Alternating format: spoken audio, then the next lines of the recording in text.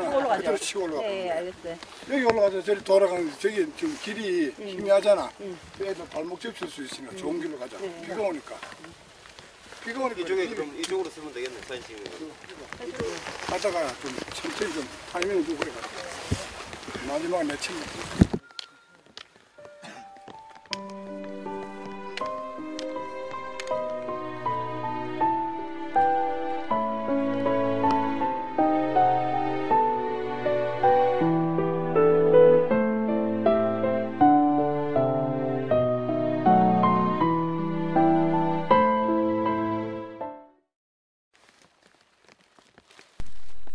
보기와 다르게 올해 60살인 이상배 씨는 딸 둘에 아들 하나 있는 행복한 가장이다.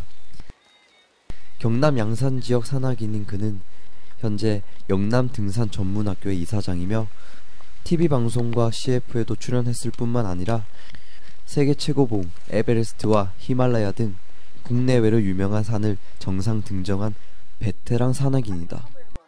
너 그 패딩 벗어. 그래 우유 입고. 패딩을 입고는 패딩을 벗어 배나 입고 이걸 입으라고. 그래. 그까지 하는 게 좋다고. 현재 그는 힐링 캠프라는 프로그램을 진행하고 있다. 양산 경찰서에서 주최하는 힐링 캠프는 비행 청소년을 대상으로 진행되며 매번 다양한 청소년들이 참가한다.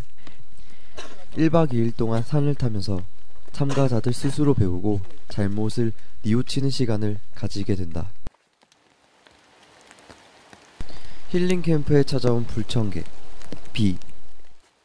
반갑지 않은 비가 신불산을 적시고 있다.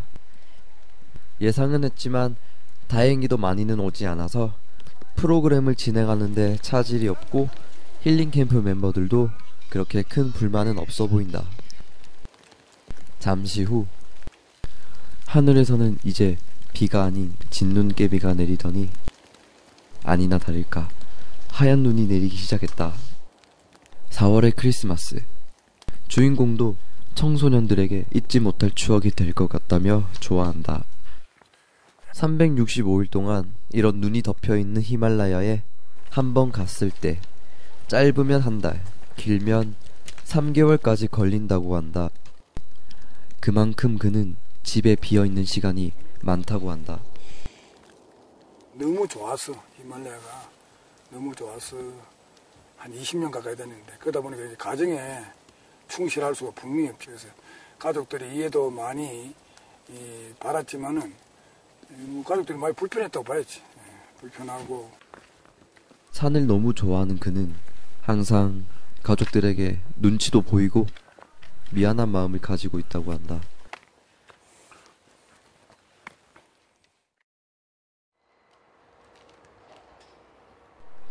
이상배 씨의 집. 어느 가정집과 다름없는 평범한 집. 지금 최희자 씨는 한참 집안일을 하고 있다. 이런 집안일보다 더 힘들고 지치는 건 남편의 빈자리다. 애들 한창 공부해야 되는데 공부하고 놀러 다녀야 되는데 그런 거 같이 못했으니까. 그렇고 이제 뭐라노 히말라야 같은 데 가면 위험하고 이제 기간이 많이 걸리고 그게 아빠의 빈자리지. 아빠의 빈자리를 이제 내가 채워줘야 되니까 모든 것을. 그래서 조금 힘들었지. 공무원 때는 놀러도 많이 다녔지. 애들 데리고 거의 주말이나 휴가 때는 거의 전국적으로 다 돌아다녔으니까. 원래 아버님이 공무원이셨어요? 원래 공무원이었었어. 공무원 하다가 이제 그만두고 이제 사업하면서 산을. 공무원. 뜻밖의 단어다. 30대 시절에는 공무원의 인생을 살았었다는 이상배 씨.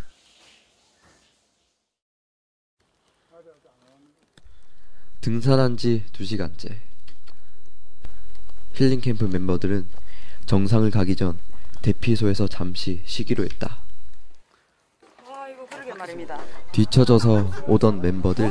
맛있겠다. 안 먹나? 예? 우리 밥 먹었어요. 밥 먹었는데 이제 뭐 갈리다 보니까 애들 안 사온 애들이 많아가지고. 차가운 바람과 눈을 뒤로 한 채 따뜻한 라면을 먹으며 몸을 녹이고 있는 힐링 캠프 멤버들. 다시 신불산 정상을 향해 올라가는 이상배 씨와 멤버들. 결국 정상에 도착했다.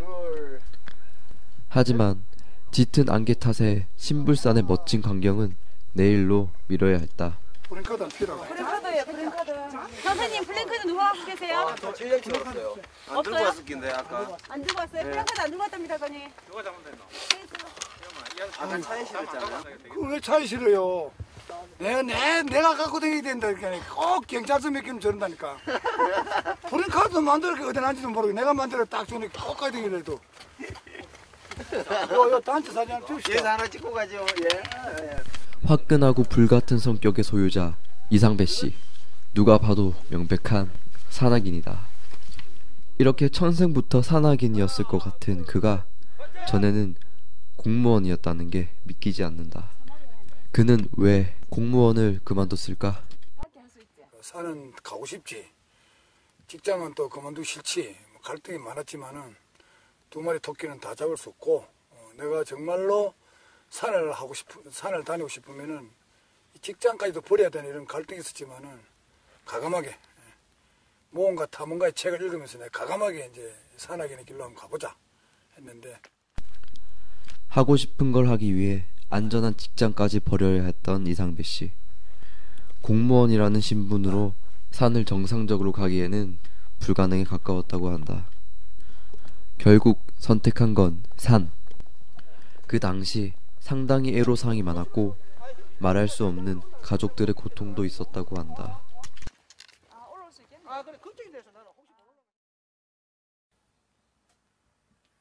주인공의 침실. 정리하다가 사진을 발견하는 최희자 씨. 그때는 언제 사진이에요? 이거 창오빠 공무원 산 다니기 전에 공무원 할 때 사진이다. 그때는 놀러 많이 다녔어, 애들 데리고. 이제 공무원 그만두고 사업 시작하면서 이제 산에 전문적으로 다녔지. 94년도에 공무원 그만뒀거든. 그만두고 이제 사업 시작하면서 산에 다니다가 96년도 히말라야 처음 갔으니까 반대 엄청 많이 했지. 한 3년 공무원 그만둔다는 얘기 나오고 한 3년 동안 내가 반대했을 거야. 거의 매일 내가 반대를 안 된다고 반대를 했으니까. 아무튼 공무원이 좀 안정적이다 이가. 앞으로 애들 교육도 그렇고. 그래서 반대를 했는데 걱정 많이 했지. 내색도 못하고 남한테 내색도 못하고 혼자서 걱정을 많이 했지. 그날 저녁 대피소. 여러분들하고 경찰관하고 저하고 교감의 시간, 친교의 시간입니다. 서로 부끄러워할 것도 없고 처음엔 어색해하고 쑥스러워하는 청소년들. 자기소개를 시작으로 고민과 꿈, 진로에 대해 솔직담백하게 소개하는 자리다. 편안하게. 여기 온 이유는 뭐 주민신고 들어와서. 주민신고 들어와서. 주민신고. 아니 뭔데? 주민신고 뭐? 저 옆에 모르잖아. 주민신고 모르잖아. 유치한 유치하잖아. 괜찮아. 벨 누르고 도망가는 얘기를 해가지고. 좀 벨티가 아니고. 이상배 씨는 청소년들의 이야기와 고민들을 들어주면서 스스로 많은 생각을 할 수 있도록 자연스럽게 이끌어주기만 한다. 이 중 단 한 명이라도 변한다면 이 힐링 캠프는 성공했다고 생각하면서 임한다고 한다.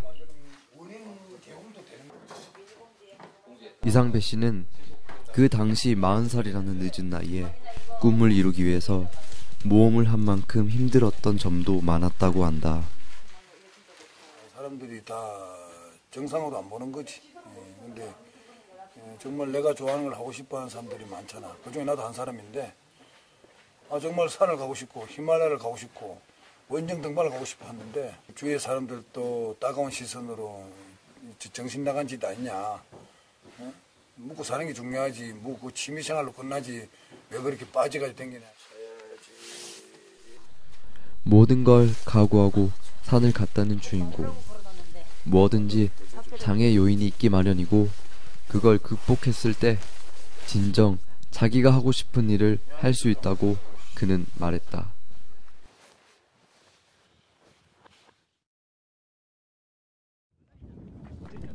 다음날 아침 다시 도착한 정상. 내려갈 마지막 코스를 다시 점검하고 있다. 자 봐봐. 친구들 봐봐. 이리 넘어간단 말이야. 이리 넘어갈 때 여러분들 조심해야 돼. 길이 험한 길이 있잖아. 보통 험한 길이 아니었다. 무섭고 두렵긴 하지만 용기를 내 천천히 한 발 한 발 조심스럽게 내딛는 청소년들.